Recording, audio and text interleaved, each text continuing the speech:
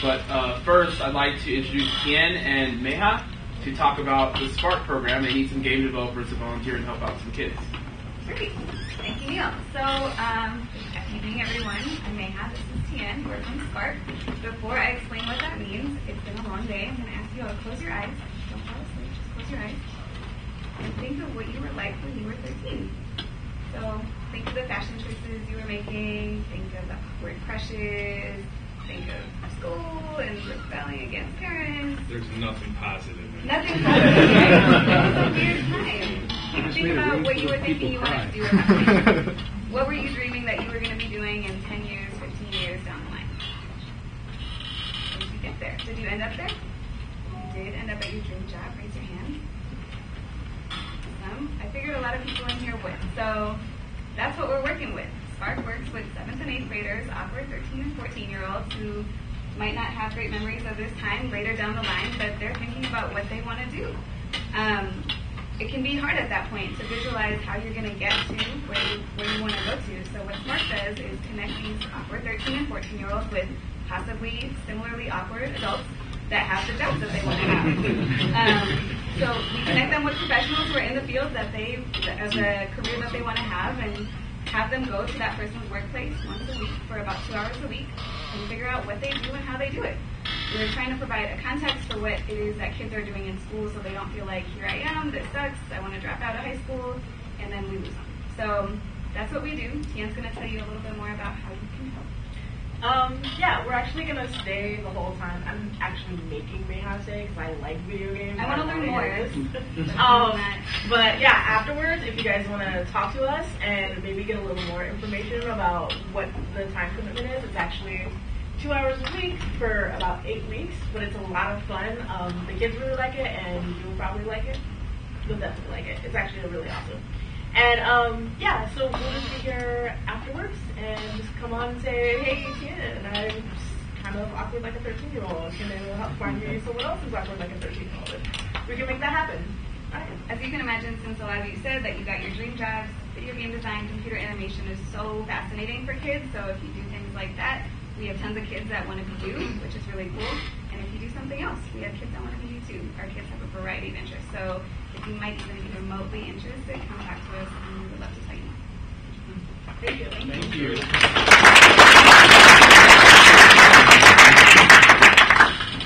Okay, so first and foremost, thank you all for coming. We'd like to welcome you to the panel on Chicago game development. And I would like to introduce our moderator, David. David Wolinsky is a freelance writer and an interviewer who regularly contributes to Adult Swim, GameSpy, NBC Chicago, and also The Environment by Not Polluting.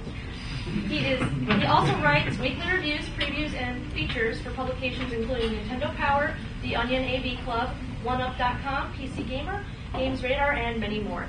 Please welcome David and the rest of our panelists.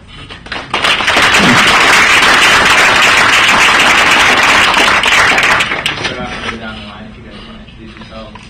Hey, I'm Steffes. Currently, I'm one of the co-founders at TapMe. TapMe, we started as a mobile game studio here in Chicago. We had a game called BitFlip, and it was pretty popular about 2009, I believe, in November. We had a big problem with piracy, so we had to create a new situation or standard from the current ways that advertising is being displayed through banner ads. We decided to make it contextually match gaming. So like Nike would make you jump higher in your game, or Gatorade would give you more endurance in Madden. It's all through power-ups. It's like cheat codes that are sponsored. The reason I'm up here is because I've been making video games since about 2003. I started Defrag at the Ball. Some of you guys might be familiar with it. I also helped create the video game degree while at the Ball. And as soon as I graduated, I started another studio. It was a nanotech studio, but I ran the games division inside of it. Made game designs for National Geographic, Bravo, just a couple other games. Then I went to work at EA in Chicago for a little while, made Def Jam Icon. And after that, I started consulting. I consulted for Midway and WMS, and in my own studio made serious games for Department of Defense, Department of Energy, did stuff with grants, made a bioterrorism trainer, really creepy stuff. And now Matt TapMe. This is my pal Christian. Hey, I'm Christian. I am currently the studio director over at Toy Studio. We make social games and also mobile titles now. Previously, I was the lead designer at Agora Games, where I worked on Guitar Hero 3, a bunch of World Tour, Call of Duty World at War, Transformers 1 and 2, and a bunch of other titles for Activision, Konami, and other people of that nature. No big deal. Hi, I'm Mike Bilder. I'm the general manager of Jellyvision Games. We're best known for a game called You Don't Know Jack, which is a trivia game, a snarky trivia game. I joined the company in 2008 with the intent of bringing it back to the gaming space. We recently launched a title on all the major consoles and iOS, and we're now working on a Facebook version of the game. Prior to that, I was running the Chicago studio for Midway Games. I was there for almost 9 years. Started as a programmer on coin-ops with them and moved into management. And so I guess the reason I'm on this panel is I've been in the Chicago gaming industry for about 12 years now. I'm Ryan Wiemeyer. I'm only a lowly designer at Wideload. I guess the reason I'm probably here is because I am very active in the community. I don't know why else I got asked. I guess because I know these guys. I was in Deep Reg for 5 years, and now I'm on the board for Indie City Games, which is a group that meets kind of every other month.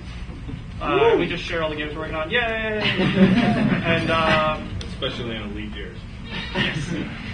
And I feel like there's other things I do I can't remember right now. I worked on Guilty Party that Wideload just put out, and been working on like all the crazy projects I can't talk about since then. And then in my free time, I also make games in a kind of not really a company where after work I just go home and all my friends come over and we sit in my office, which is a folding desk, and we just make indie games. And I know at least maybe half a dozen people have played it in this room, so that's cool. Cool. Well, I guess to start things off, I mean, given that you guys have had so much diverse experience, what you have common ground on is experience here in Chicago. And I guess, feel free to hop in whenever you want, but just to start things off, I mean, can you sort of talk to, like, what's unique about developing here in Chicago? Who wants to start this beast? Guys. I've only been here for about 2 years, so that's kind of new to me. What's unique about Chicago? Chicago, the city, definitely has a much more neighborhood feel than many other cities that I've ever been in. That's actually been like a really great thing in terms of connecting with other people in the city. So, I was previously from New York, and regardless, that New York City, like, even if you were a game developer there, someone could be working 8 blocks away from you, and it would feel like they'd be working in San Francisco and you'd be working in New York. And it just, everything was always a lot busier. Everything just always seemed a lot closed off. And over here, just a little bit more different. But that's my naive approach to working in Chicago. I'm not sure there's anything else that can be said about that. And from my perspective, I think regardless of where you make games, you're making games. So. Yeah, to me, there's a reason why a lot of games sort of wrap up around E3, at least like a beta time for May. It's because the winter stinks so bad here, and everybody doesn't really mind crunching through the winter, so you don't want to go outside. But Chicago, really,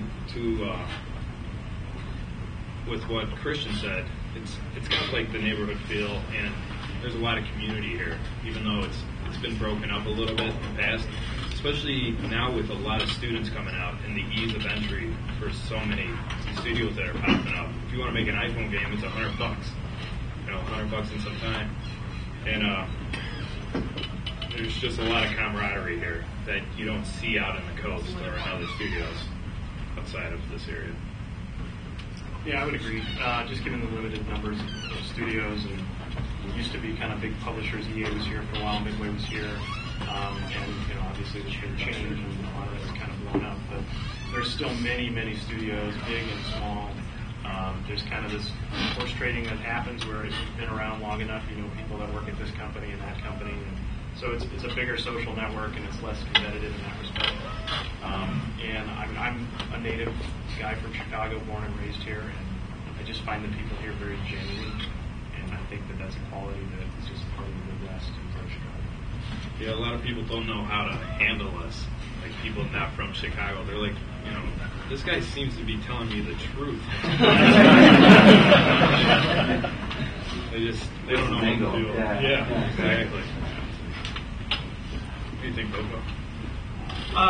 Justin Kirkby, the head of Foster Games, once said something, misquoting him, but he was like, I worked a lot of places, but Chicago, the community, like the people all seem really close. Like everybody, the studios break apart so often, everyone moves around so much, and it's kind of a small space, so everybody knows everybody else. And so it's very warm in that sense, but I don't know what he's talking about, because everyone's a jerk to me, so...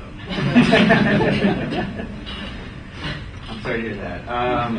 So, I mean, given that there's like so much camaraderie... What's that? You won't be by the Okay, well, we'll see. Well, given that there's usually so much camaraderie, what advice would you guys give for people interested in starting their own studios here?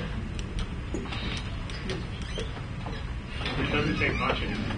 I mean, the market has changed so much from publisher-driven licensors, big backing of big budget titles to, it's an indie's paradise now. You can start up shop in your garage. You can make iPhone games and self-publish them. You can make casual games and self-publish them. And if you don't want to self-publish, there's publishers out there that'll help spread the word and advertise for you. And you take a smaller chunk than if it was a big console guy who's going to own your dream. It's very entrepreneurial in that respect. Just Chicago is as much as anywhere else.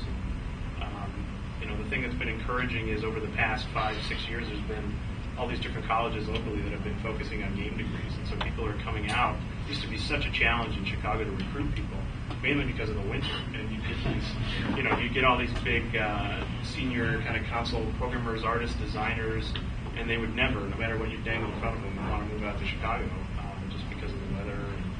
And you don't necessarily have that problem because these games can be done remotely now. People can teleconference and program in different states, and the barrier to entry is just so much lower with the talent pool here and the cost. Definitely. One thing I could talk about is, how many of you guys are already making games? Anybody got like an indie studio? All right. I didn't say that, Christian did. So there's a lot of you. How many of you are using Kickstarter? See this guy right up here? He's the only one. So I'm going to go into a little bit about Kickstarter because he pretty much gave me a lowdown. So that's Phil. He's one of our interns right now at TapMe. He's been just kick-ass the whole summer for us. That's not why he's using Kickstarter. No, it is. We are paying him. I even bought him lunch a couple times, but Kickstarter is just... There's 8-bit funding. Was that it? Yeah, 8-bit funding is just for indies. Yeah. So Kickstarter's definitely got like a lot more push behind it. People know about it and they're comfortable with it. Amazon is part of the service, so your money is actually going somewhere. But it's just been a fantastic way for studios to actually stop bootstrapping so hard and get money, and you get to give away cool things of your product. Like his game is called Octodad 2 that he's working on. And they're trying to raise a pretty decent chunk of money, like enough for college tuition for a year at least in some of these schools. But it's working. No, don't shrug. It's it is. Yeah. We're 92% of the way there, and we still got like 12 days to go. Yeah, so it reminds me of eBay. It's like you're bidding on something. You put a reserve price. Say you need $10,000 to make your game. So you put up like your vision, some artwork. Get people to believe in your product. It's a lot like being in a band, It's like, come out and see my crappy band. We don't sound like we're in high school anymore. We're going to make a real game. And at the end of it, we're going to give you stuff. So once the goal of 10,000 is met, then the studio actually gets the money to go out and make this game. And if it isn't met, they don't get the money, and the project's sort of canned, right? Yeah. Yeah. So it depends on how well you market your stuff, how well your game design actually fits the market that you're looking for. But it's fantastic. To build an iOS game or an Android game, you figure out AAA Studio takes maybe 3 months to do so. Like, you guys can do something like that in 3 months, especially if you got a little bit of money behind you. Because then you're not worried about getting 2 jobs, flipping burgers, and making iPhone games. I mean, how many people have heard Ron Carmel's talk on how he got funded? Right? So you've heard it. Anybody else? You should all go find it. Oh, okay, 2 people. So you should all go find it. Because obviously Ron, and I forget the other guy's name, if anybody... Well, whatever. They got about like 50% to 70% of their funding through pre-orders, like up front of their game. So there's no reason why you just can't put up a website with concept art and say, pre-order a game for $1. Like, even if it's, you know, $1 that you're pre-ordering the game for, that doesn't matter. I mean, look at Minecraft, right? Same thing. Like, pre-order now and play a really, really crappy alpha, and then it'll be an awesome beta in a couple months. You think so? Yeah. I don't think it'll ever get out on alpha. It's like a Google product. But I mean, like, there's so many different techniques, and like, here's the most interesting part, right? Like, Phil was the only person who raised his hand regarding Kickstarter. There's no reason why why everyone here can't be doing that, and everyone here can't be helping each other either. Like, you're all interested in making games. Don't just go about it doing it yourself, right? The whole goal is to make a game. It doesn't matter if you did it by yourself or you did it with 20 of the people here. Yeah, about credits are easy. So I'm like, oh man, you beta tested the game for 15 minutes. You know, you want to do it again? I put you in the credits. Special things. Yeah, special things. Yeah, so I mean, like, don't pigeonhole yourselves into like, oh, hey, like, I have to take on this whole thing. Like, there's a bunch of other people that are looking to make games that want to make games with you, I bet you. And maybe they're shy, or maybe you're shy, or maybe you're both shy and you'll never talk to each other, but everybody should overcome that fear and sort of just get together and make games. Yeah, games they're really a social thing.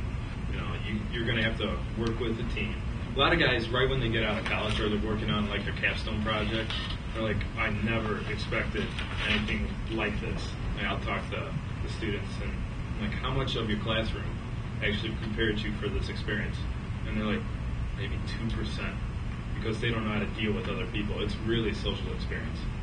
I can cut in there, because that was something else I was curious about, is how can studios get more involved with schools to help assure, that transition? So that way it's not just like they were 2% prepared. How could they be like 50% or 51% prepared?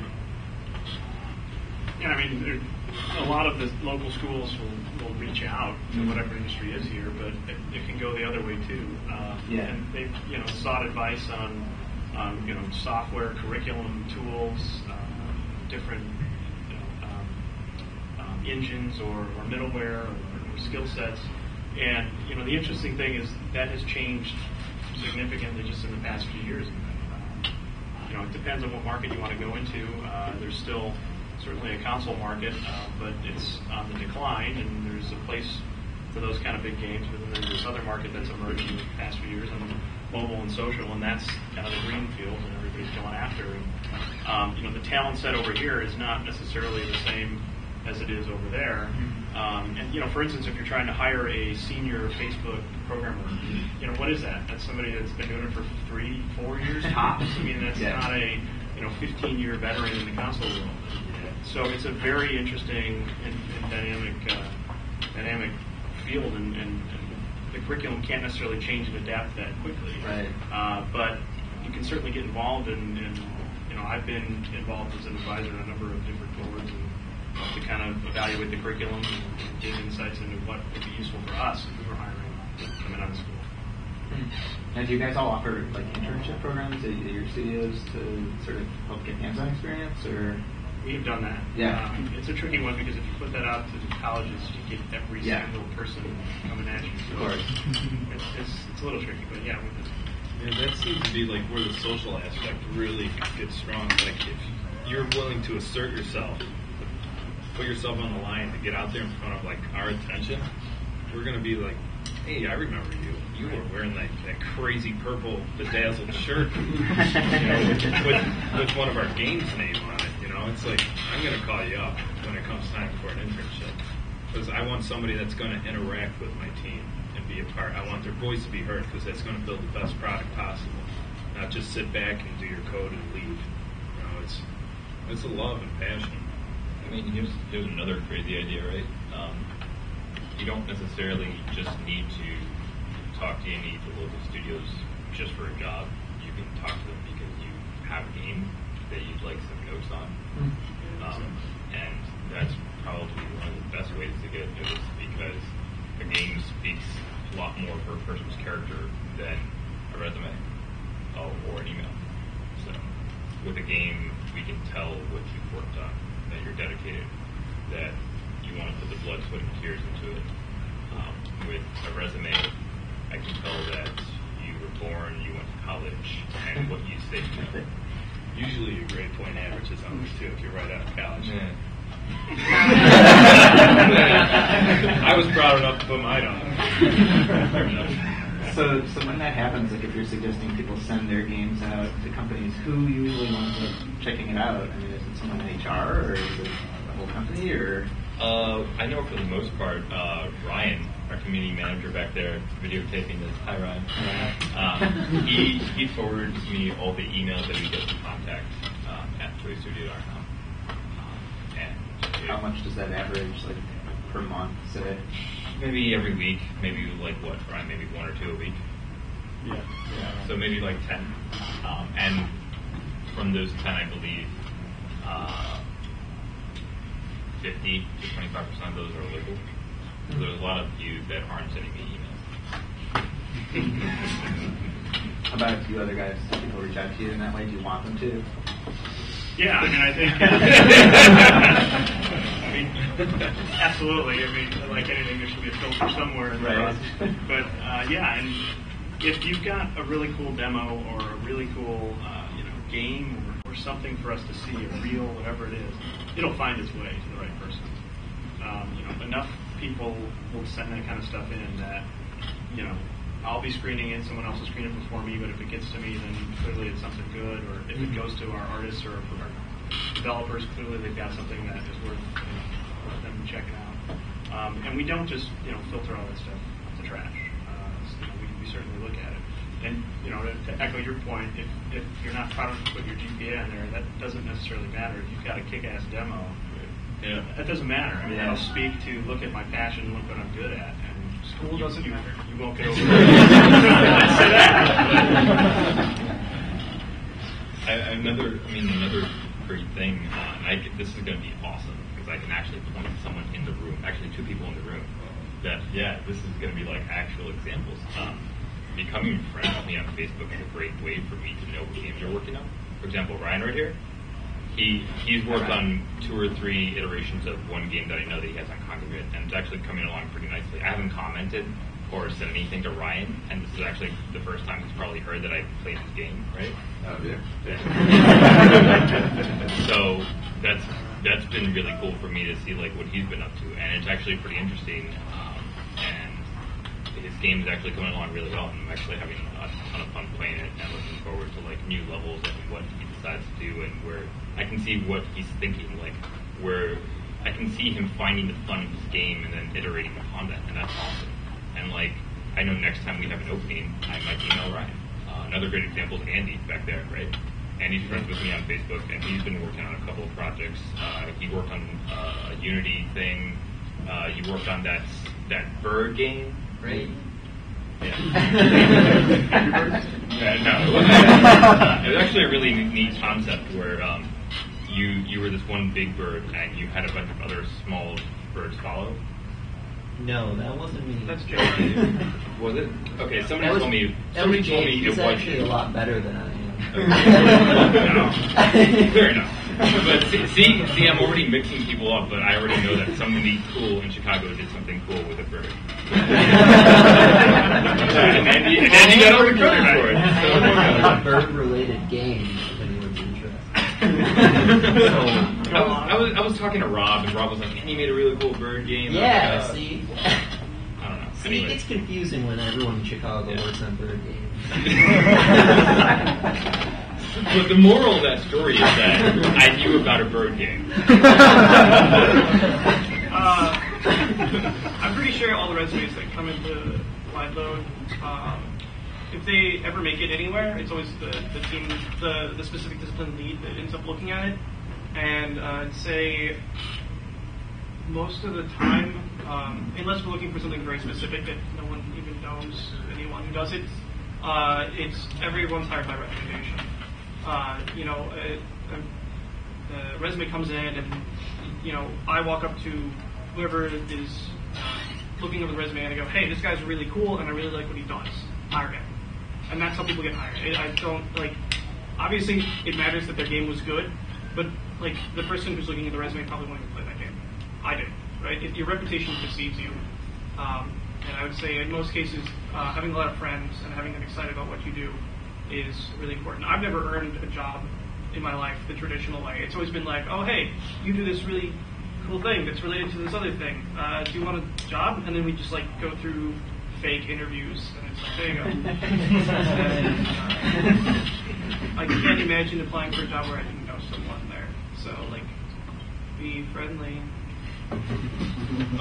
There's some definitely good tools out there in case you're not making web-based games. Like, web is easy for anybody to check out. It's like, hey, dude, here's a link. But, like me, I spend probably about 3 to 4 hours a day playing other people's games on my iPhone. And then I got this Android in a sweet little pouch. But there's, for iOS, there's an app, or it's not actually an app, I suppose it's a web app. It's called Test Flight app. It allows you to just say, "Hey, what's your email address?" And I'm like, "All right, my email address is this at TapMe." And all of a sudden I get a notification. They're like, "Hey, check out this beta." So I download it right to my phone, and I'm like, cool. Then I can tell people directly what I think about their app, and often I find bugs. And that's even better for them. But for Android, I'm not sure. Android is really easy to send somebody. I think it's an APK. Yeah, just send it to them as an email. Yeah. It's like, "Here, dude, check this out." I just Yeah. Why are all my contacts on here? You didn't hire me. Try this demo. Yeah, I shut off the Wi-Fi connection. Yeah. But you got to make use of the tools that are out there. And a lot of like dev forums, like Touch Arcade, I read that a lot. A lot of people want feedback on their stuff. There's a lot of indie forums. I tend to stay off the indie forums for some reason. And let me see if I can figure out why quick and give you an answer. Could I start staring at you fast? People, like, I've got AAA experience a little bit. I instill some of that in because making games is about making money. You should be able to do something you love and make money. And a lot of these people, like, I'll tell them how to make money with their games because that's what my company does. We try to make people continue what they love.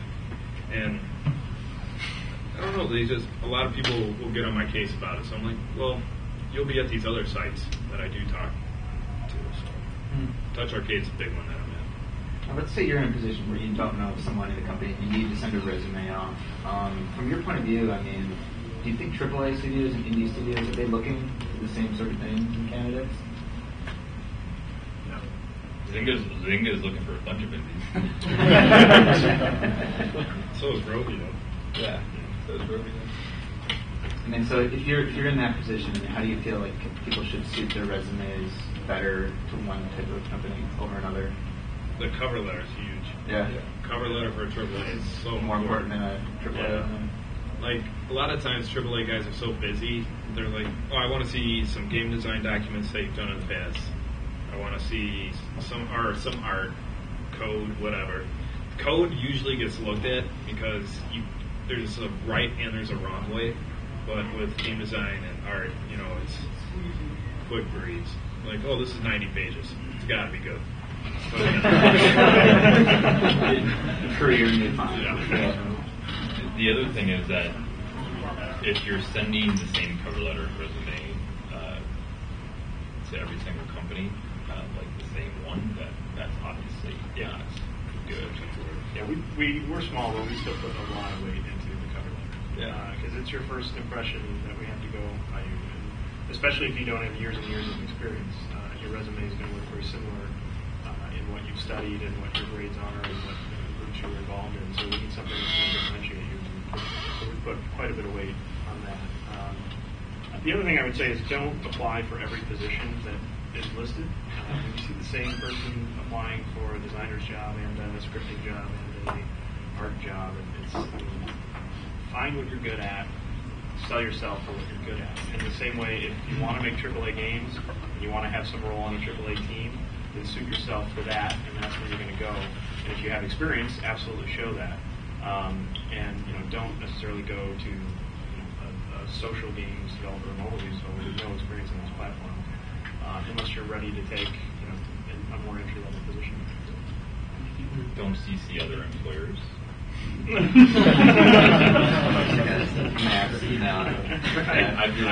I've gotten a couple of those, and that you just get blacklisted. Women with concerns. Right. Honestly.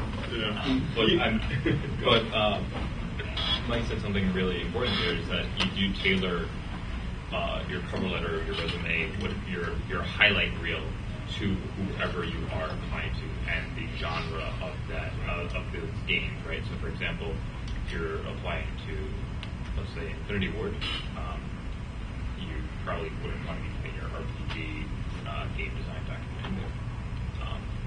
Also, another great point that Mike brought up is that don't apply to every single position available. Take that a step further. Don't apply to every single studio that has a position available. Because if you think about it this way, we can all tell whether or not there's some sort of alignment in the way that you guys are thinking and the way that we're thinking, right? And it's really clear to see whether or not you actually have some sort of true passion or some true desire to be a part of the studio because you like the studio. And think of it this way, you're joining our family. We're going to be bringing you in, and you're going to be making up our composition, our DNA.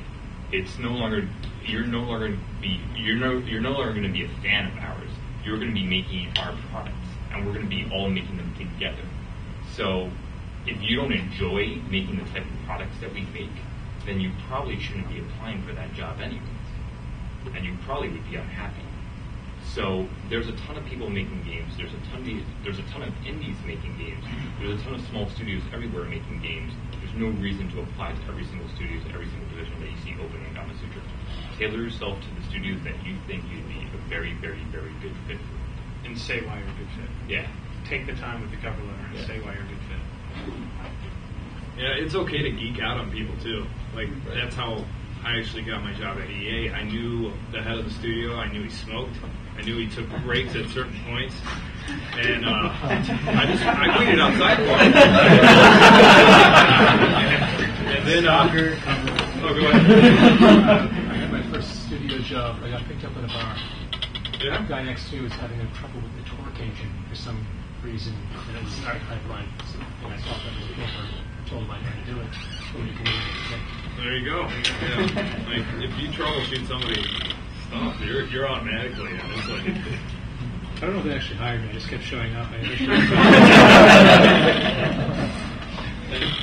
I'm going to bring up also something else, and a great way to get to know someone, or at least see if you would be a good fit for that studio, or get someone's attention, is via Twitter. Like you can just like search for like game studio and just get like a ton of results. There's so many like game studio Twitter lists on there, and like you can follow Jared and see what his day is like and see if you'd like to work at TapMe. I'm not sure. Any of you guys are on Twitter? I have my indie persona has Twitter. Exactly. So let me summon him.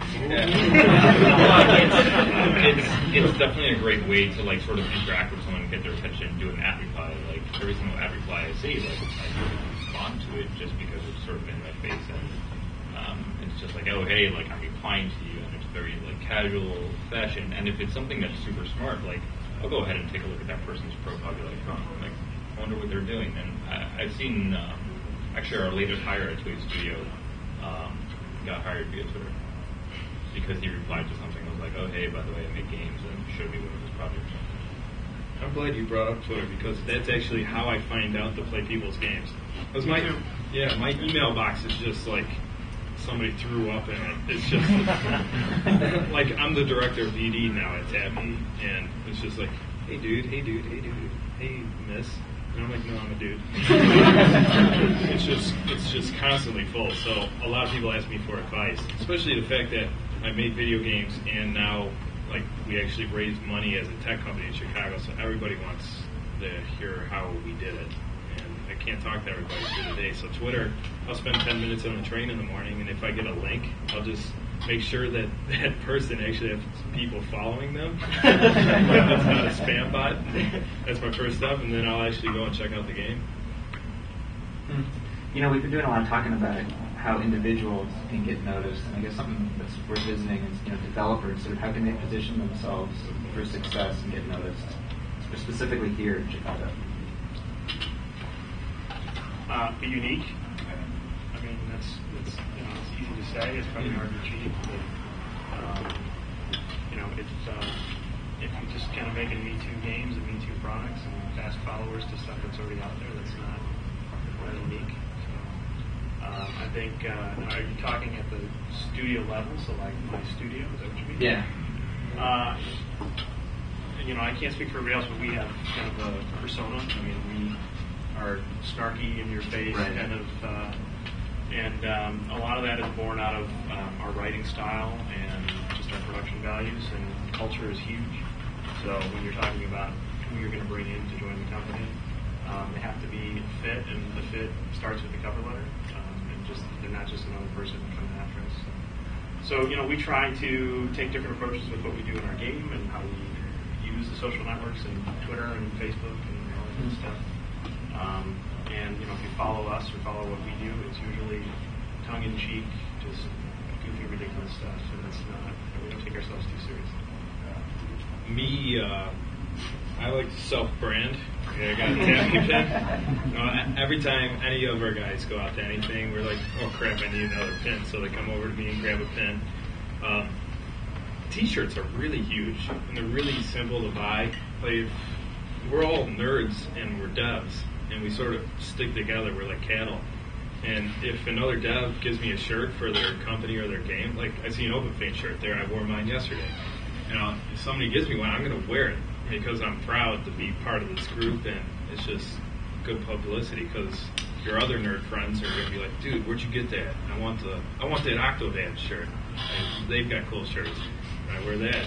It's just ways to brand to get out there because you are a billboard. There's a lot of video game shirts here. It'd be interesting to see a Chicago indie bundle. Why do you put out these ideas? Those are really easy to say. Yeah. Christian's really good at it. Like, I'll keep those comments to myself. I'm like, do I have time to do this right now? Christian's just like, hey, dude, why don't we do a Chicago indie bundle? Hey, Jared, you know somebody, right? I mean, I'm sure how many people are working on games right now? It's not big numbers. How many of you have a game that would be ready in a month and a half or a month? Okay. So why is everybody like? Scheduling's hard. So get those hands back up. That everybody who's going to have a month in a month and a month and a half. Everybody who's more than a month and a half out. Okay, perfect. Now you should all talk to each other and figure out how to cross-promote your game and get the best value out of it. Look at you pawning this off. Who wants to lead this? I see some finger pointing. But I mean, like be proactive, have initiative, right? It's one thing to be like, oh man, like no one's buying my game. Well, did you do anything besides put it on the App Store?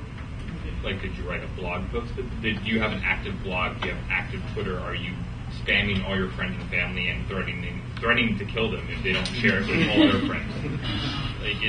Oh, you want to know what my pet peeve is? When somebody launches a game and they're like, hey, Jared, you know this guy at this blog? I'm like, yeah, I do. And they're like, can we get his personal email address? I'm like, no, it took me like 12 months to build the friendship with him. There's no easy way in. I was like, I flew down to Texas because this guy tweeted that he was going to be at this bar. You really gotta get desperate and stuff to get noticed. And it pays off. Yeah, like PR companies charge just for that. Yeah. Like it's worth it. Yeah, It's exactly. worth it, yeah. They wouldn't charge if it was easy, right? So I'm sure there's a ton of stuff, especially with Chicago being such a neighborhood city, that could be done internally that isn't being done internally. And the IGDA is definitely revamped up. Like, this isn't going to stop. And I'm trying to put together a game jam. And I wanted to do it at the end of July, but You talked about me saying statements. Sure, that's our next event. I was going to say. Oh, okay, that's our next event. And at TapMe, we just sponsored something with the IGDA. I think it's the IGDA Summit. It's part of Casual Connect. And we've actually got the president of the IGDA flying out here to meet with us, and we're going to go through some ideas. That was one thing I was going to spring on you guys tonight. So you should be sweating a little bit. Cool.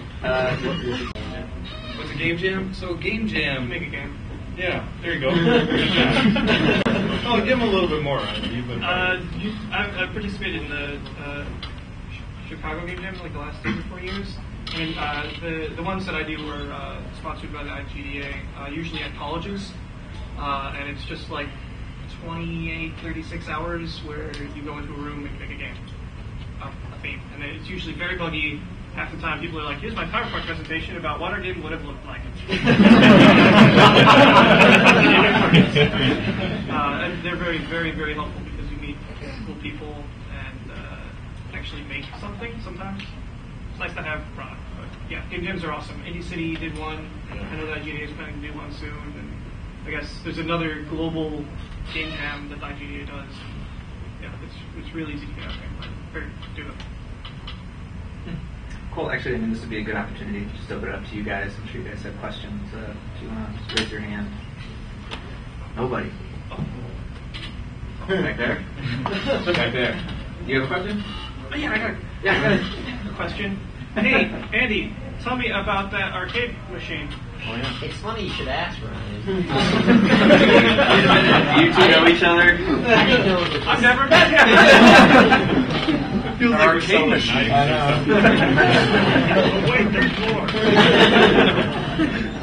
Well, what would you pay for a Indie City arcade cabinet? Well, there's actually not a price associated with it. Yeah, a quarter. So we're building one of the things that the Indie City games are sort of kicking around is we got a arcade cabinet that we are building from scratch, putting our own stuff into it, and it's going to be kind of Indie City game branded.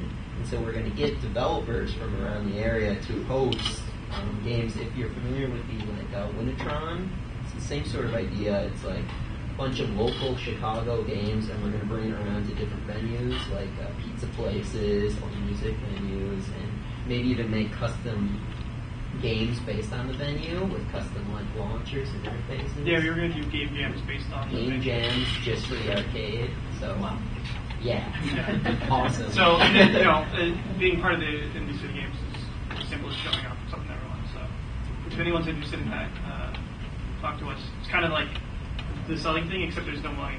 Right. Yeah.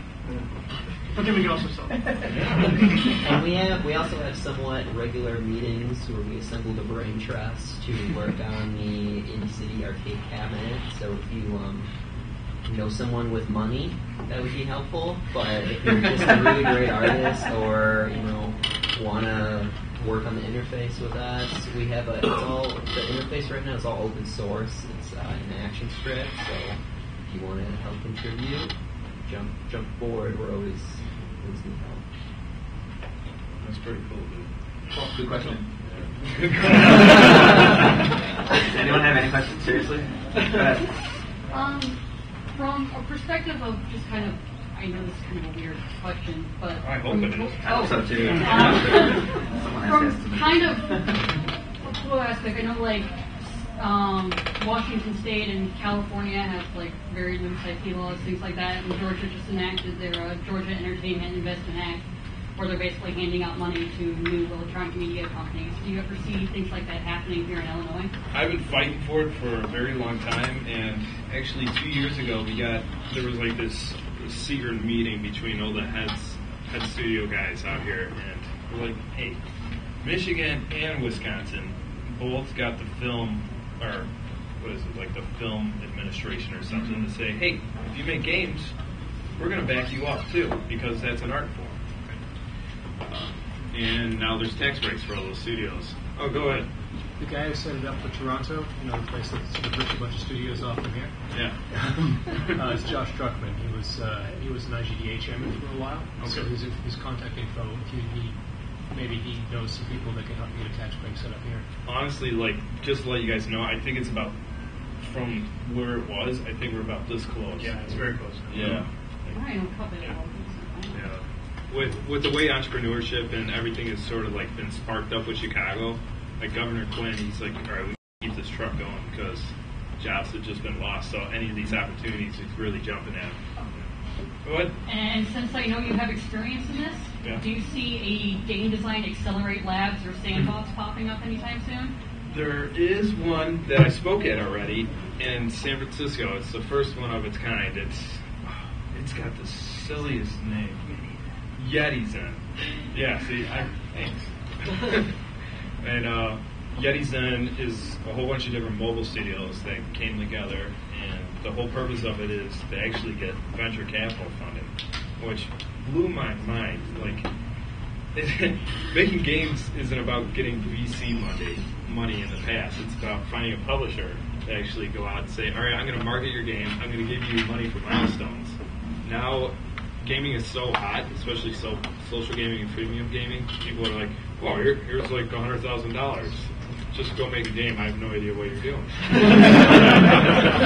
But I don't see that aspect of it lasting long. I assume there's going to be like VC companies that are going to become publishers, just like a lot of studios that have been successful. They become publishers too.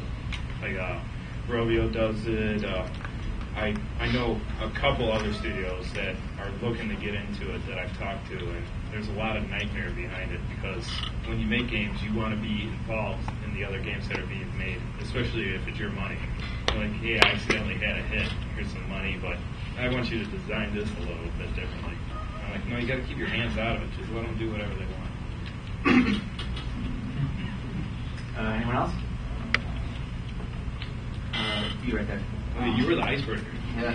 Or actually, Boko, you. Actually, thank you. Go ahead.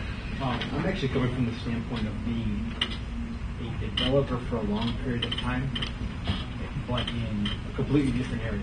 So I've been, developing various things for like 13 years now, but I'm looking to get into this particular industry. So for someone like me who's worked on several different platforms, and I can pick up whatever I'm handed. How does someone like me get in the door? You're an engineer? Yeah. Oh, you're in the door. Well, that's the thing. I end up talking to people and they're like, "Oh, yeah, you've got experience, but it's not quite what we're looking for." But they never explain what the problem is there. I know, those are suck. It's frustrating as hell, basically. Like, how would, I'm at the point where I'm thinking, I'll just do work for them for free for a little while and then I'll get a sense for it. So what do you end up doing in this position to get in the door and not starve in the process? I don't know about the starving part. Yeah. I think that might be assumed you have to do that a little bit, but I would say, obviously you're talented, you say you can pick up anything. Mm-hmm. If you're willing to take a hit, you can make a game in a month with no art. Find a company that makes iPhone games, make an iPhone game, not even a game, just the test flight thing, right? And when you go in, you can say, hey, look, this is what I did related to what you're interested in, right? That's my best guess. Yeah, like if you can pick up Cocos, that's in the process. That's what the iPhone's native language is, or JavaScript. That's Droid.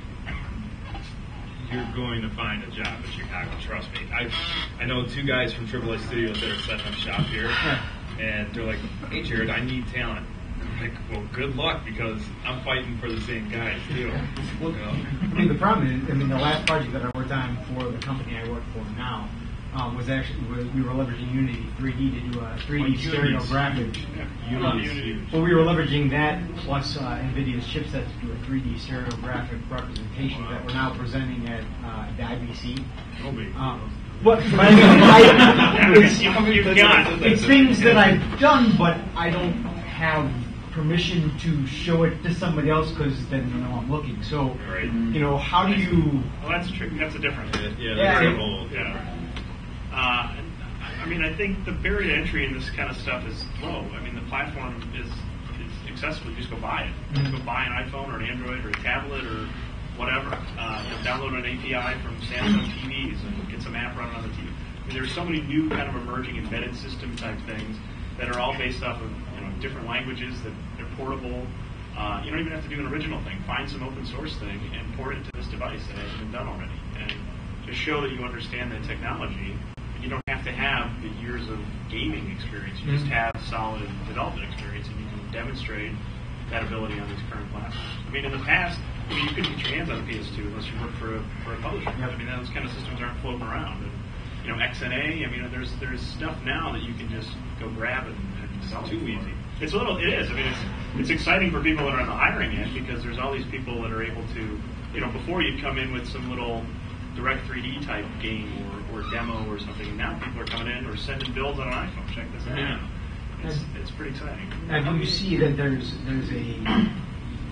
if you end up leveraging a middleware sort of platform like Coco CD or something along those lines, do you see that as almost a stigma such that the engineer coming in kind of needs this handheld to get, as opposed to lower level engine type of thing? Cocos is real coding. Yeah. I mean, all of that is. People are, iteration is king right now. It's people getting more apps out there. The kind of sales curve of these things. It's hard to maintain, and it's social. It's all about getting your DAUs and your MAUs and keeping people engaged with your product. And so to combat that, people want to put product out more frequently or update it more frequently. So there's not a lot of people that are spinning things up on their own. Okay. They're using middleware. So if you're an expert in middleware or can demonstrate competence in middleware, absolutely, that's not a stigma. How many of you guys are engineers or coders? Okay, so that's sort of like, that's our advice for that. How many of you are artists or sound people? Okay. Now, the engineer guys look for these people with their hands up.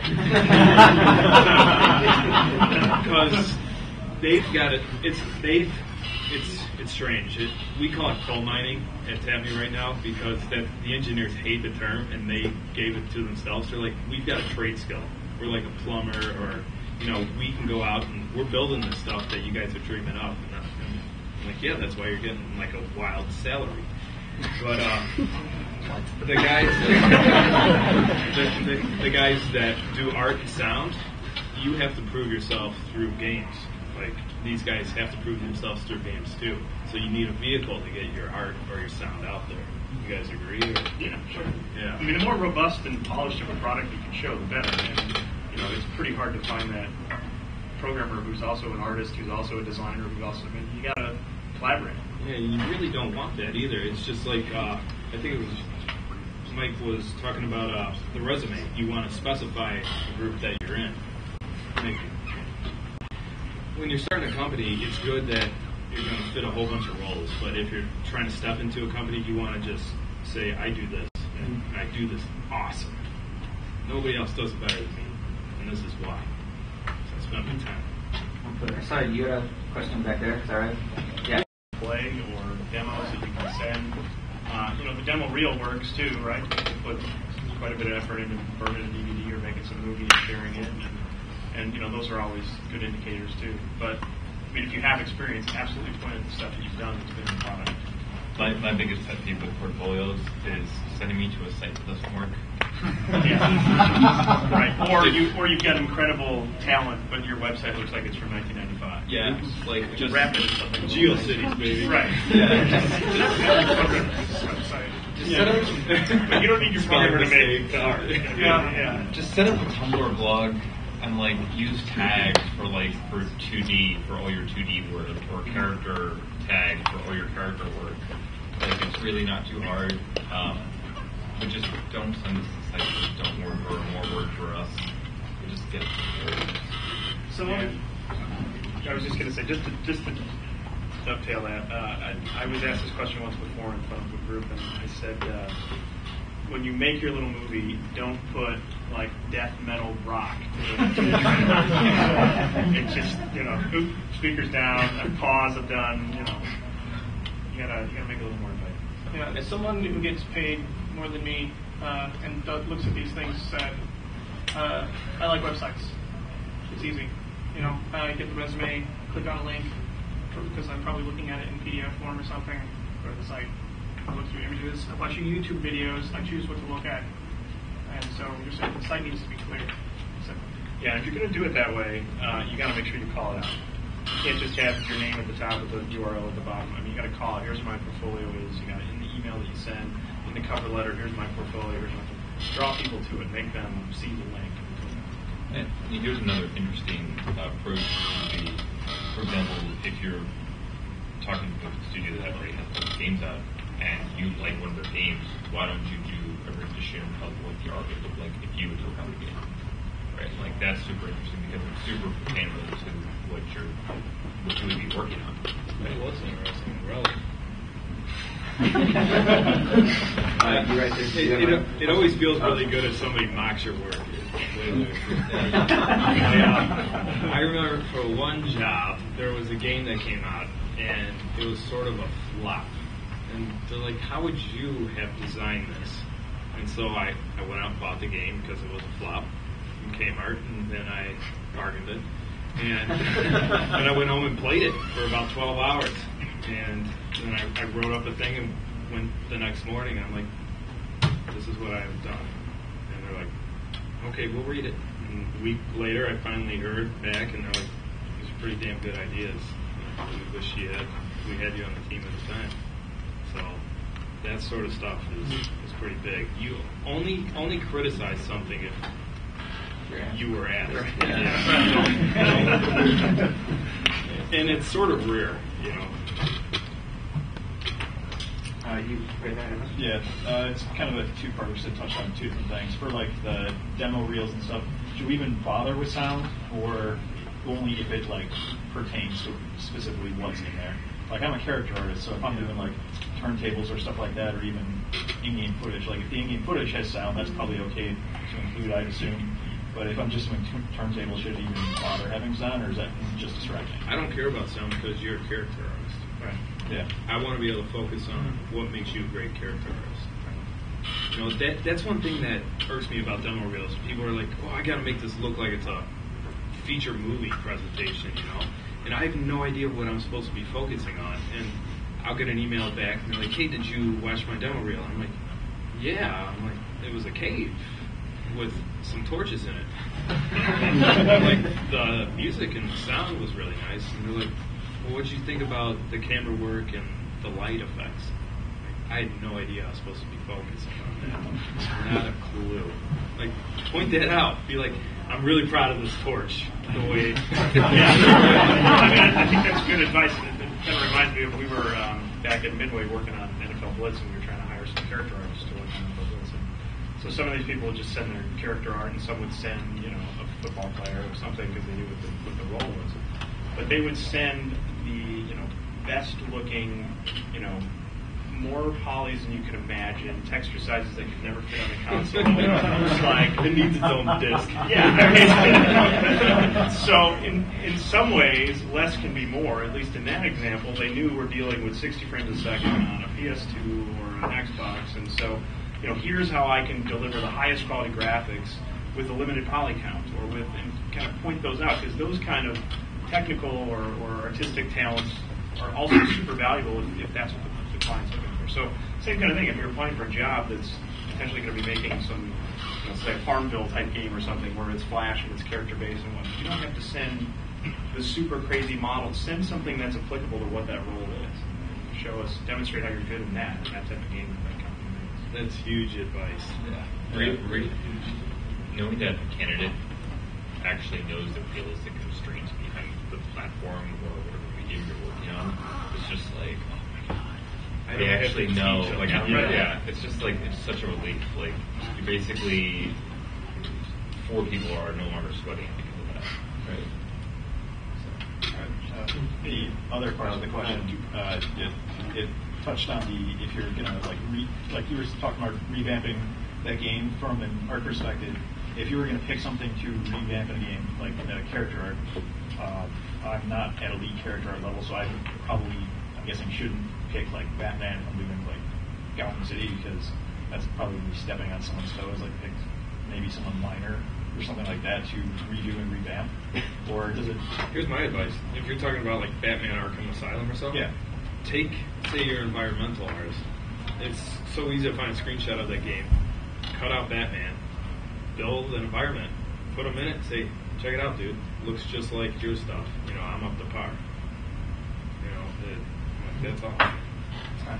But he's a character. Yeah.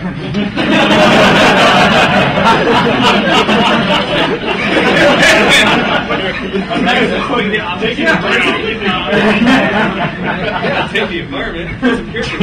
Batman fighting goons. You put in your own goons. Right. This is taking place in Batman's hair. There's lead artists will touch everything a lot of times. So, I mean, I don't know that that's a safe assumption that like the lead is going to be doing Batman and the ancillary characters are going to be done by other people.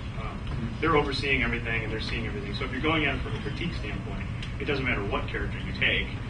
You may be, critiquing something that they had a vested interest in or worked on, and so you don't want to set the wrong impression. So, I mean, there are ways to make your own characters or revamp existing characters that don't necessarily put a negative connotation on, here's what I would have done to make this look better.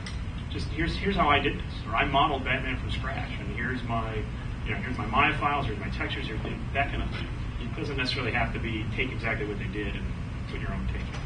Or update maybe something from like game number 1 if they're doing a sequel, and then bring it into number 2. Going back to what I said previously about not applying for every single job as a builder or a small studio, do what you're passionate about in the title. Right? If you really are passionate about Batman and like you dream about Bruce, like then go ahead and model Batman, because what you're most passionate about is what's going to show, and that's going to be your best work. And you know what? If that studio doesn't want to hire you for your most passionate work, then you probably wouldn't be a good fit in that studio. I don't think there's such a thing as stepping on toes when you're applying for a job. So I don't think you have to worry about that. That's a pro tip. You right there, you have a question? Yeah, sure, go ahead. I want to talk about what you said there earlier about PR stuff. Yeah. We can open up to your community manager too. But great studios that are looking to do the long haul and build a community, what advice, there's social networking of course, but how do you get out of just the indie game forums like Touch Arcade where you're dealing with just developers or other indie groups? How do you get in touch with people that are playing your games or finding the right community for your games? Because everything has a different flavor. Newgrounds has a different flavor than say skill games or casual BFG, those things. Ryan, feel free to chime in. Go where your audience is. I mean, let's say you're on Congregate and there's a forum for your game, just go there, read through there, leave some comments.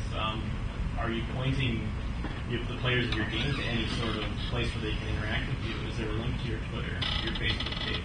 I mean, is there avenues for your community to find you, and are you finding your community? So it kind of works both ways. I would go further that you don't have to have tons of money to do advertising or to do PR. You can find PR groups that'll basically blast all the major print and major kind of online review sites and whatnot to check out your app. You have an iOS app, you can find the right people and they'll blast it out to all these. Now, it's up to the editor whether or not they're going to pick it up or give you a full page review or whatever, but just getting some of those mentions doesn't cost a ton of money to do that. You're not spending thousands and thousands of dollars. So obviously it scales. If you want to make it a huge campaign, it clearly will. But if you got a product out there, especially if it's earning a little bit of revenue, invest back in it and put that out to advertise and do some PR. Then you're raising your hand over there. I actually run a meetup out in the suburbs out in Schaumburg, and one of the questions that indie developers come to me that frequently ask me all the time is, I want to get started making games. Okay, so if you were just in a position where somebody came to you and said, "How do I start? I don't have money for college. I just want to start." I have my way that I answer that question, but I'm wondering if you have any other insight, from all the different perspectives that could help me answer that question better. My answer is GameSpy.com. You don't need a program to use it, and I've made games on flight trips to San Francisco. Like, it's ridiculous. Flight jams.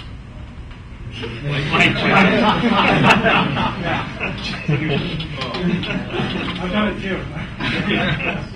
Like, GameSpy.com, it's free unless you want to publish to iOS or Android. I think there's like a little fee, and it's just it gives you the basics. If you hate to read a book, this is going to teach you the basics of making a game, and it's going to let you know if you want to decide continue on the path of making games.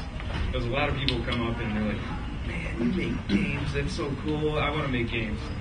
I'm like, you want to right now. They're a lot of fun to play, but later on. Yeah, I try to give people tools. Like, if you direct somebody to a tool, it's like teaching them how to fish instead of giving them a fish. Yeah, I mean, I would, there's tons of trial licenses and all kinds of middleware products that are out there. Some of it you don't even need if you're making Flash even. I mean, you can download 30-day trials of any of this stuff without spending a dime. You're just poking around with it. Play a ton of games. And if you want to make games, you're probably already doing that. But find out what you really like, what you're really passionate about. Because that's the kind of game that you won't mind staying up till 5 in the morning, working on and polishing and supporting when... So would you tell them that they should make the games that they're passionate about first, even if they don't have the skills to really do it? But I would do it within reason. I mean, you might be passionate about Call of Duty, but you're not going to go make Call of Duty on I wouldn't even dare say no, because they're not going to be able to scope. Yeah. What, I would say I can't even... game it's possible for you to make. Well, next make a game. Exactly. You know what? Within reason of the genre or the platform or whatever they're doing, right? Tell them to make an analog version of the game first. Oh, don't shop, it's fine. The cheapest and easiest to learn platform is board game. Because you can prove out... index cards are expensive. Yeah, that's true. No, actually, I don't know if you guys are familiar with Patrick Curry, brilliant designer. And at GDC one year, we were just hanging out, and he's like, come here. He just had a whole bunch of Post-it cards that he drew. Like, basically it was rock, paper, scissors, but it was a shooter.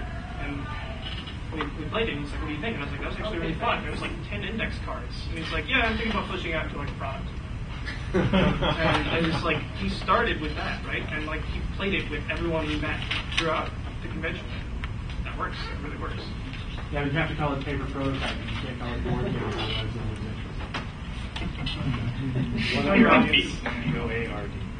One other option that works really well, a lot of PC games come with the tools to mod the levels. Yeah. Just take a game you already enjoy, take a level, and try and make it more fun or make a new level.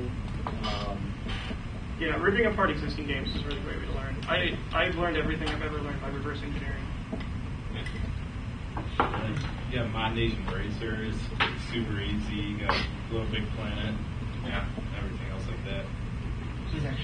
It's actually a really good point too, because a lot of them being that they're open source, you can actually see how they coded and designed their engine. You get a pretty good sense for how everything works under the covers. Like if you Minecraft itself will decompile with their mod stuff, and you can see how they set up their overall architecture. You kind of get a sense for how it evolved too. But also, you mentioned Cocos 2D. Cocos 2D is open source, and you can see how they design things under the cover and get a sense for what you would do if you're in that situation. It's a good way to learn. You've included that comment in your cover letters, right?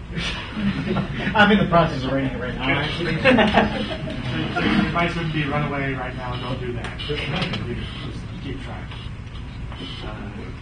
Actually, behind you was first. You were there. Yeah. Actually, my question is kind of a weird one. How do you avoid... 2 in a row. I know, right? How do you avoid, as a developer who has extensive programming background, not like screwing yourself as a developer being put in a super programming situation because you know a lot of super programming, but you want to work in development? I don't quite understand the question. So I'm you don't want to program anymore? Is that? No, I don't want to be exclusively programming, but because I'm a development major, but I have a heavy Python programming background, and it seems like a lot of people will talk to you about it. They'll go, "Oh, cool, game design major. What? You're a Python programmer? Now I'm interested." Okay. So you want to do design or Yeah. something else? Design, yeah. Well, that comes with the people that you work with, and like I don't know, like at AAA studio, that's going to be a lot harder for you to be involved in every single aspect. But that's why people start their own studios. Exactly. Yeah. Like we have a very firm philosophy at AAA Studio that everyone gets heard, and that everyone is a designer. In fact, on our social title, Candy Dream, that's why every single person in the studio is listed as a game designer, because everybody at some point has contributed to that game. Yeah, that's a hard question. Yeah, I mean, I think this might contradict some of the advice given before, but if it's a means of getting in somewhere that you're passionate about, then you do it. It's just like any kind of, I think, fresh out, especially in a tough job market. If you have an opportunity to get in, you get in. And then you start demonstrating your other capabilities once you're in there. And if you go into a place that does listen to everybody, I agree. If it was a big publisher, they want you to script, you're going to script. That's what you're doing. But if it's a smaller and the culture is open and that everybody has a voice and you're involved in design decisions and whatnot, that will just probably naturally evolve anyways. You will start moving more into that role just because you're good at it and people will recognize it. Yeah. I got hired to Wideload as a producer with no production experience, no passion for it really. I think the only reason I got hired as a producer is because they needed someone to do a bunch of dirty work. And at the time when I was a student, that's all I was doing. I was like, I didn't want to manage my team as a student, but I kept doing it because I was the only one that was, making stupid wiki pages that no one would read and all that kind of stuff. And so I got hired for that. And then I just immediately slipped into design because I had a passion for it. So every time I'd finish with my 500-line, Excel document, I'd turn around and be like, hey, so that idea that we had, can I proof it out? Can I start writing for it?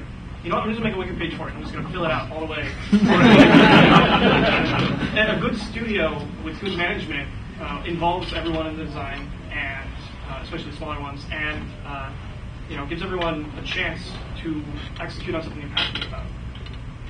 So, at that point, it really becomes less about the studio of people who you're around, but it becomes more so about yourself and how determined you are to actually get that.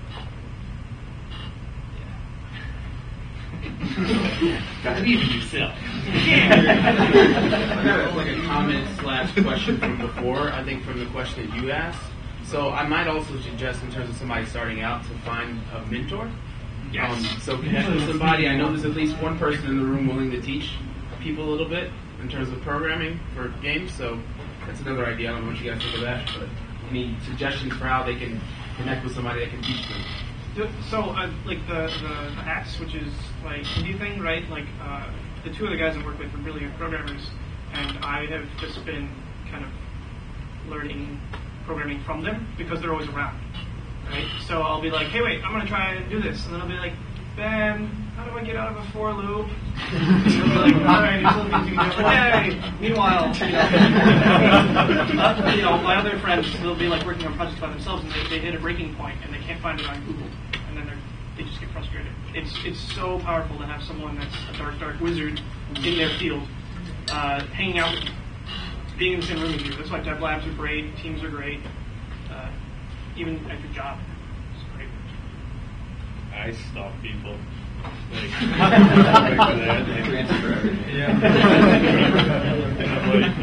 I'll find somebody on Twitter or Facebook or whatever else, Tumblr, follow them, comment on their posts. And more often. Yeah. Like, nothing beats in person, too. Oh, no. Person is the best.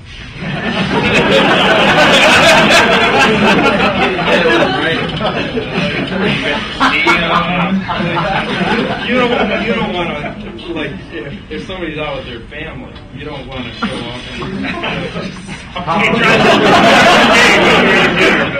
I'm Get along. Pop up from the back seat. I'm here in 316. I had to post it on your thing.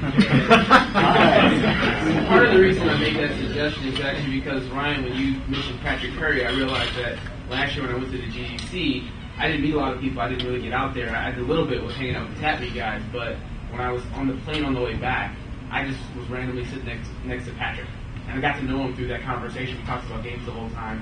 He helped me out a lot. That's why I'm sort of doing what I'm doing now with games. So it's like when you meet people in sort of those odd, serendipitous situations and you're ready to have that conversation, you can seize that moment. So just put yourself in a position where you're exposed to lots of opportunities like that, like coming to events. Exactly. I was just going to say, this kind of stuff is great. And if we do these kind of extensions of that through your groups and everybody here has got some network that they work with, people they know here, or just online they've never even met. And those kind of just expanding your network is invaluable. Yep. And there's used to be, like I said, these big publishers. Now it's a bunch of splintered groups all over, but it's still thriving, and you just get to know people by coming to this kind of stuff.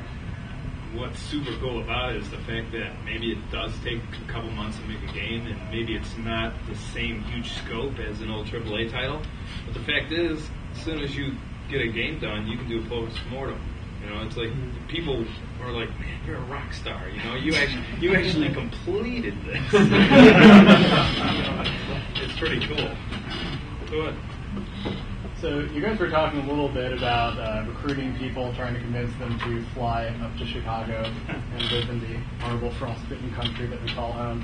I also heard somebody mention, we're getting more like local talent now. I was curious to know, what do you guys do when you're looking for local game artists? Like, where do you go to hit on? I don't deal with that. Stop making games. Well, at Wideload, we have a stack of artists constantly because we're, one of the major studios. And on top of that, now that we're part of the Disney family, we've got a bigger stack as well. And we usually tell local people, hey, here's our special local email. So we can divide that up. But personally, for the hats, I've never found an artist that is willing to work for free and all they put up with the abuse. So, I think a lot of money is the answer. Okay, I want to be a little more specific. Let's say, hypothetically, you're not a huge studio with a national reputation, but you can afford to pay some money, like a few $1,000s for a contract job. Like, what sort of resources are out there to find artists looking for, like, midterm contract work? There's a great site called Startuply. Yeah. And that actually feeds a lot of other job listings. That's where I post. It's free, actually. So, and it actually has gotten some better political traction I have found. And then another great way is to find other people that get followed by people who might want to work there, and let them know that you're hiring. And if they like you, they tweet you or Facebook you, say, hey, these guys are hiring. They're pretty cool. That's also a great way. There's a lot of contractors just in this area as well, just from some of the kind of employees and studios and whatnot. So, if you tap the people you know, and if they're not available, they'll give you a reference. We'll do these kind of things. We'll also do Craigslist postings. We'll do typical Gama Sutra and full-time positions we'll post on our website. We'll stick them on LinkedIn. A lot of times what we'll do is we'll post for a full-time job, and if the right person comes along, we'll obviously seriously consider hiring. If they don't, a lot of times we'll find people who we're on the fence about, and we'll hire them as contractors, and we'll see how they do. And I would rather do that than give a bunch of money to a recruiter to try and pluck somebody out of some place. And we've hired a number of people that way. That were just really great contractors and fit in well and come on board full time. Going to some of the local college art shows also is kind of cool. Pretty sure we had one. I know DePaul had one. I know Flashpoint had one. And they're just basically just a showing of whatever those artists have been working on. It's a great way to see what, if their style matches what you're looking for. And getting to know them, interviewing them without knowing that you're interviewing them. because that's always good. Teachers are huge to TapMe too, because teachers want to show off their best students. Yeah. Yeah, not just a teacher. I thought you said this I'm gonna set up the rat here. Not necessarily like the college career consultants or career advanced people, right? They don't know they don't deal with students usually on a one-to-one basis. Professors do. Find the professor that teaches a class that is someone who is similar to what you want. And they love helping out. Yeah. Like, I know there's some teachers in here when I look around. They want to show the cream of the crop. They're like, hey, I made this kid. Naturally.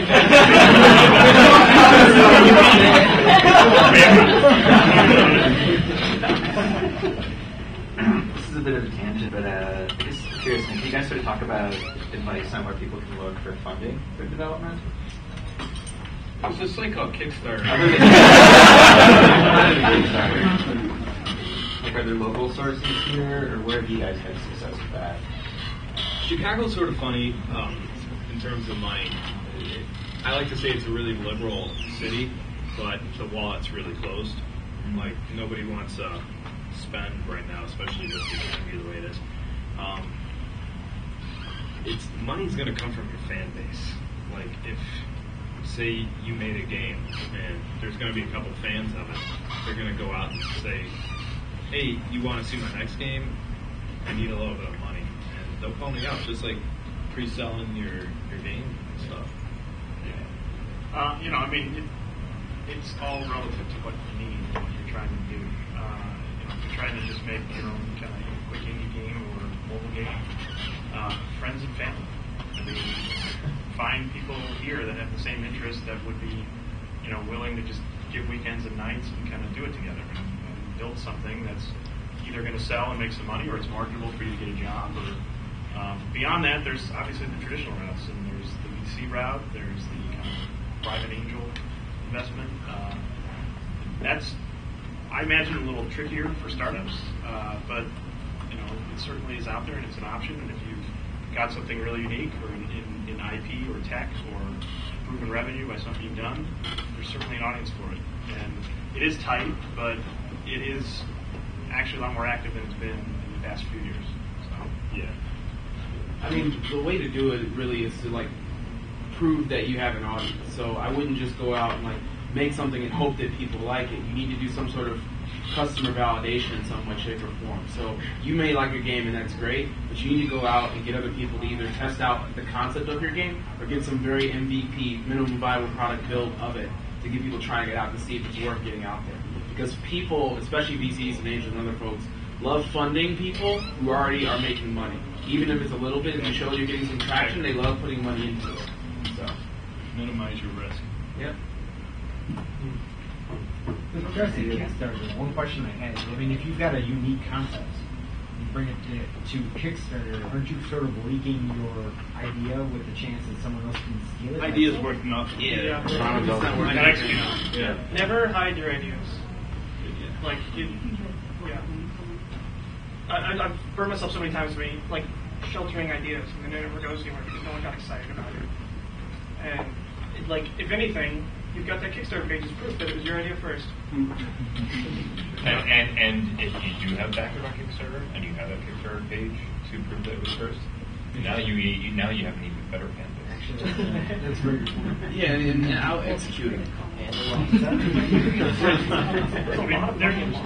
a ton of Me Too products out there. How many knockoffs have you seen of any kind of Farmville game or any kind of Bejeweled game? There's tons of Me Too's, but the ones that did it first or did it better are the ones that rise to the top. And on that point, you can be a Me 3 product, therefore being a great way to make a game if it's your first game. Take a mechanic that's already been proven to be successful, like a match 3, and figure out how to introduce a little bit of something else. You got it. Right? The market's wide enough for all kinds of different people to rise to the top there, and you offer something that's unique over what's been done. Think of how many games have been just kind of sequels or emulations of existing mechanics with a new wrapper around it. Angry Birds Thirsty. And suddenly they take off. So. And like Picasso had a great quote, which is bad artists copy, great artists steal. Right? So steal the good ideas and figure out how to make them your own. One of the games that we're currently in production on originated from being Tetris, and then we figured out how to put more fun into it. That's actually that was a good idea. I get a game design card. You have a question? Yeah, you guys made a comment how the funding has kind of been worse in the last couple of years, but it's been getting better, I guess, recently. Where do you see it going in the near future, in maybe 5 years out at most? I wish I had the answer. Yeah, Chicago. I can tell you, Chicago is going to be awesome. Like everything is set up in motion. Like right this week in Chicago is called Tech Week. So there was all these tech companies. There's all this excitement and buzz. If you haven't heard about it, you got to start reading blogs and news sites. Because video games are tech. It comes down to it. There's a new phone. What's it do? What kind of graphics will it be able to display? What kind of processor is it? Dual core? Then you're like, okay, am I going to be able to make better games? But then you realize, oh wait, now the market's even more segregated because now I'm going to have to deal with single core processors and dual core. And all that stuff really contains to this world. If you want to get deep in the video games, you got to get deep into everything around it.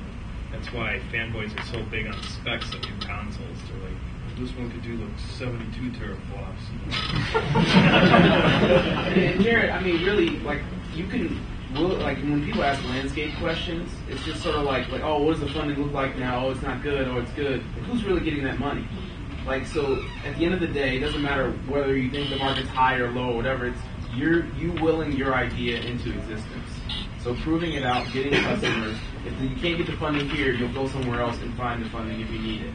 If you're really passionate about it, or if you're really diligent about what you want to do. So, I mean, yeah, if need be, fly out to Cali, wait till it gets hot in Chicago, come back, get the funding you need. Look, if you want money, you're going to have to fly out to Cali. It's not all just going to come from Chicago. It's just, you're absolutely right that you got to work at it. It's, in many ways a full-time job if that's what you're trying to do.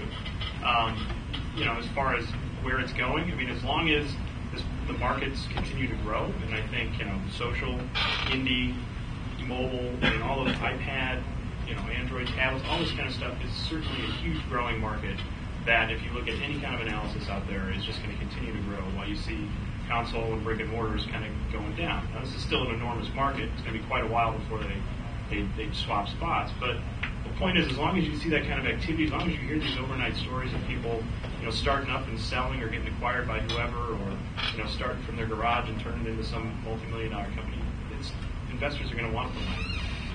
So, and ultimately it comes down to you. Even when the market's cold, there is still investment going in. Even when VCs aren't freely going in the tech space, there's still money out there. You just got to sell yourself. You got to sell your product. You got to sell your idea. You got to have something that's good. Any other questions out there? It's not a funding question. Okay. Good. As far as coders go, would you rather see somebody who does like a bunch of different platform projects, or someone who like masters platform? Like if they got really good at Flash, would you rather see that, or someone who like did a Flash game and then did like a movie project? I'm going to ask like my lead engineer, Chris. What do you think?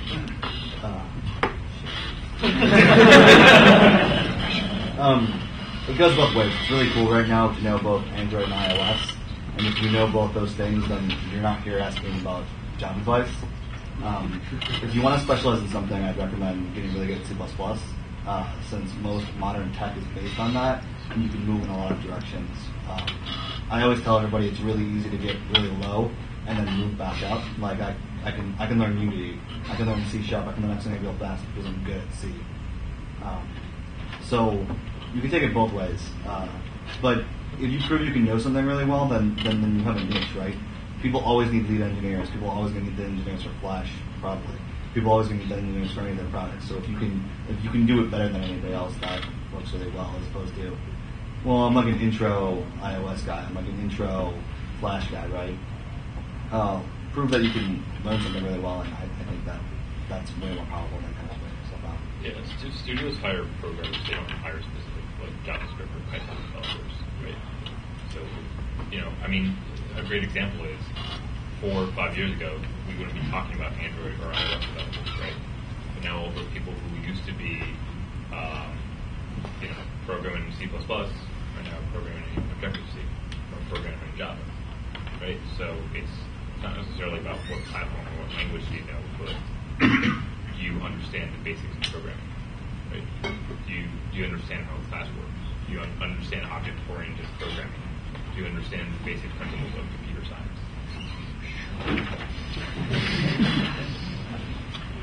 So I have another tangent for you guys. Recent shifts in the industry, like digital distribution. I'm just curious what your take is on how that's impacted Chicago industry specifically, or if it has at all. Well, I think just the ability to self-publish is really where it's at, and it absolutely affects everywhere, not just Chicago. Yeah. It certainly creates a lot more opportunity for people to just start their own thing and publish their own thing. And, as I mentioned before, it used to be very restrictive. You couldn't get together with a bunch of buddies and make a PS2 game because you couldn't go get that hardware, you didn't have the licenses, you didn't have the funding to do it. And now you can make games very inexpensively and self-publish. And so that kind of thing, digital distribution, not even just in the console space, but just across the board in all these markets, has made, again, all these you guys coming out of school and even the professionals that have been doing it for a few years and now switched over, become experts in that field. It makes Chicago a lot more interesting, a lot more opportunity. Digital distribution is really something funny. Like 3 years ago, I was going to open a brick and mortar video game store, and I was looking at this one franchise, and I'm like, what do you guys think about digital distribution? They're like, here's our take on it. So imagine like you have a son, and he's going to a birthday party, and you've only got like $25 to spend on this kid that you don't even know. He's just like some neighbor's kid. You're going to go to a video game store and buy a video game because the kid likes to see the video game. And I'm like, I don't think that's what made me stop. I was like, this is the worst answer possible. You think about how kids work. Like, new parents are always like, hey, my 8-month-old can play iPhone games. And the reality is these kids, they're going to see a gift card for one of these digital distribution stores, and they're already going to understand that I can get whatever I want. I'm not required to play this crappy used game that's good under a price tag. And a lot of it comes down to how that's actually going to shape the landscape for pricing.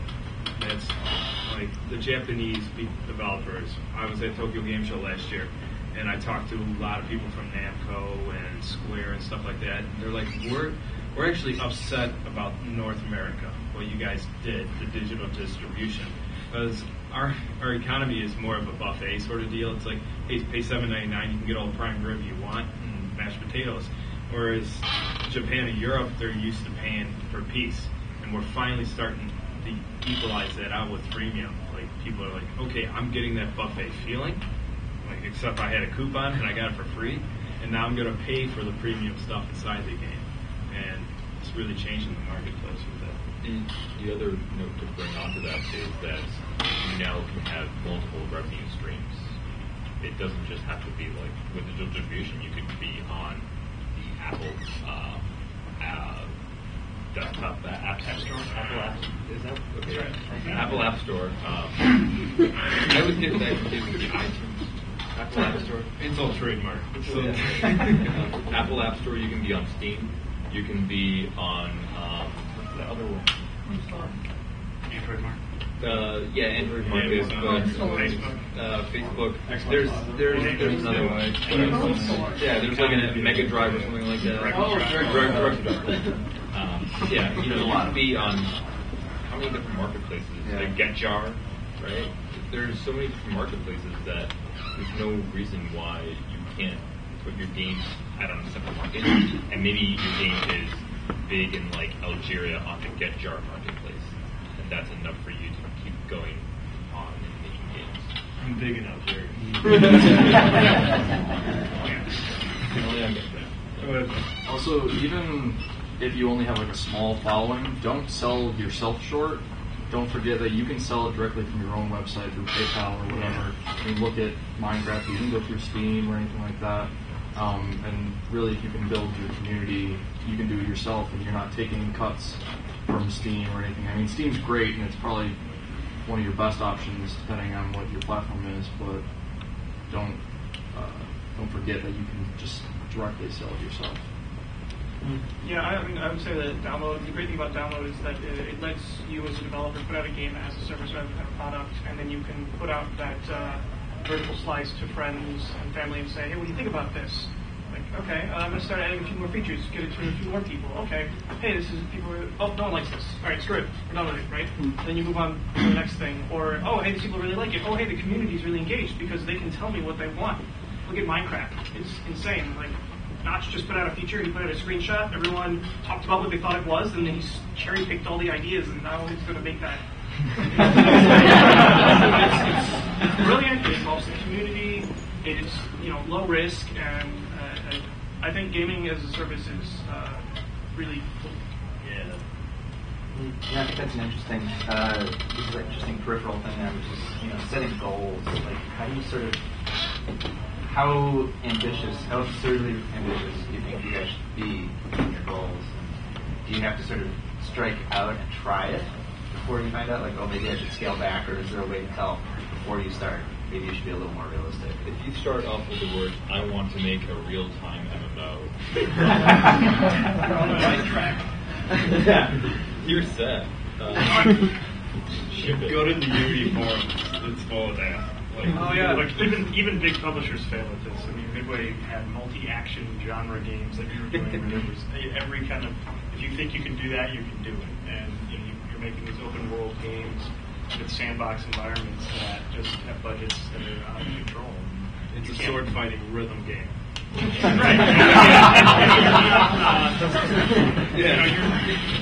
When you spend so much time trying to fulfill all these different things, you're never an expert in one thing.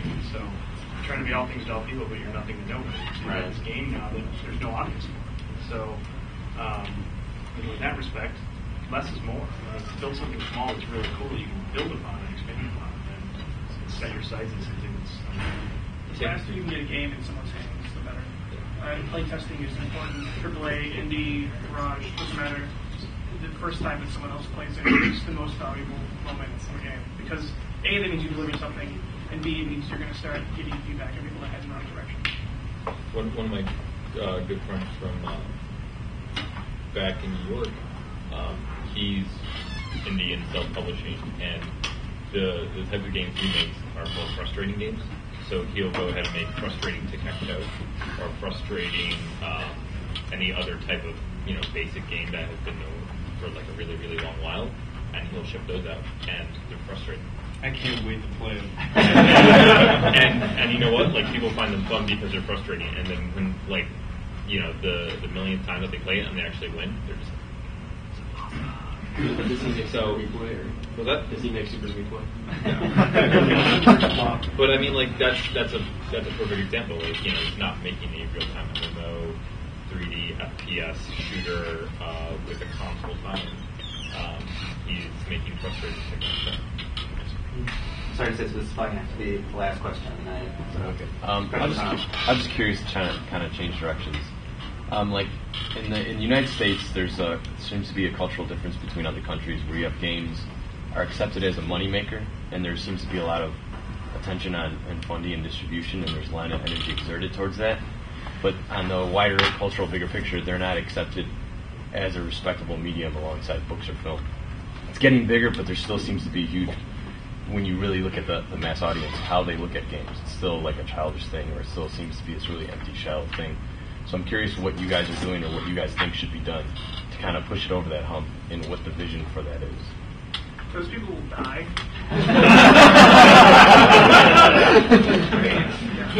I think it's changing already. I mean, people expect, if you just follow the demographic data that people come to use right now, when you look at who's playing online on social and who's playing mobile games, and everybody's a gamer now.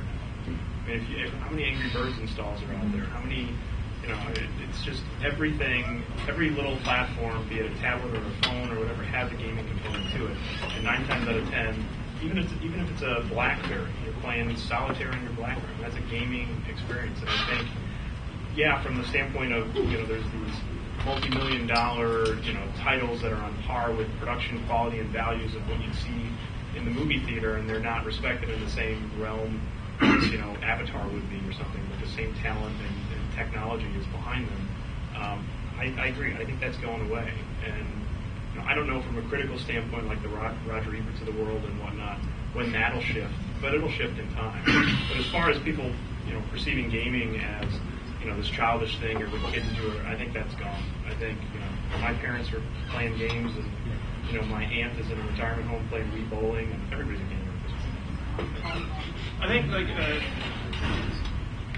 video games are just another medium of expression, which, in my opinion, is, art. And you don't need to explicitly say, I'm going to make an artistic game. I'm going to make a game that means something. I don't think you have to do that. You just have to be a person that wants to express yourself through a game. And, that's happening already. It's natural. The more people that get exposed to it, it's just, I think the Roger Eberts of the world are just ignorant. And that's why I said they're just going to fade away. Like, they didn't grow up with video games like we did. I honestly think that's the only thing, is ignorance. Yeah, I remember back in 1998, I had a Nextel phone, and it had a monochrome screen and stuff, and my sister ended up getting a Nokia, I think it's Symbian phone, and she had Snake, and I was so jealous. I'm like, hey sis, let me see your phone. And she's like, no, I'm busy playing Snake. And here we had a Dreamcast. And I don't know what happened, but I was intelligent enough to realize that there was a cultural shift about to take place.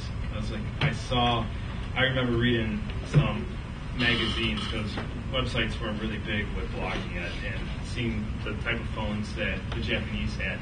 And I'm like, holy crap, there's full color games, there's Final Fantasy 1 and 2, and I'm like, this stuff is gonna come here. And somehow we ended up revolutionizing it with these two devices, these two platforms. Now the rest of the world is just catching up. It's a fantastic time.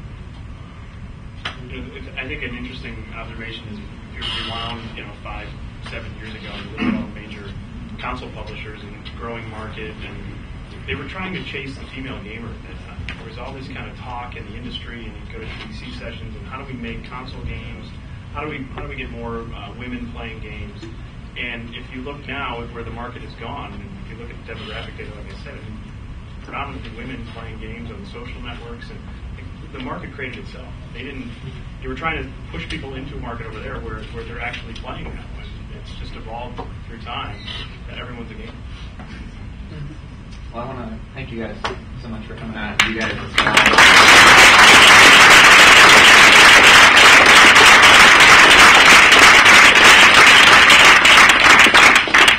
Sadly, this brings our night to our close, but I don't know if you guys are hanging out, if you guys have other questions, or Heather, if you have anything you need to add. We actually have another event coming up next month. Date to be announced, but we'll actually have one of the co-producers of Fear 3 doing a postmortem on their game, and then we're also going to be having a game jam. So, what's your Danny Thor.